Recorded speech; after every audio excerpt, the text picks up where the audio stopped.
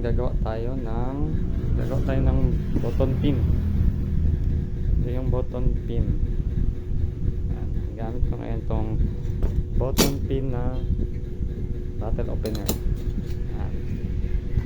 Yung cutter. Ito, nakakat na po ako. So, ipakita ko kung paano siyang gawin. Wala po tayo ng ruler. Ano, ang measure nito is 2.75. Ang itong design na to kailangan nasa 2.25. Lagay nyo lang po ito. Lagay nyo lang po yung kakat na design ninyo.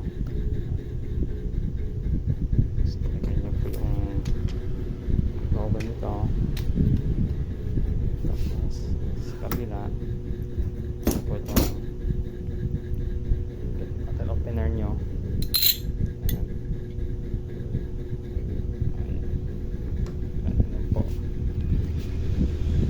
Press nyo lang. Pasok nyo lang ito.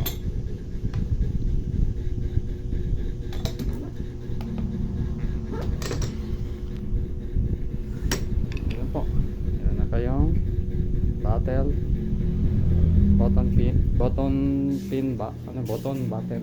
opener.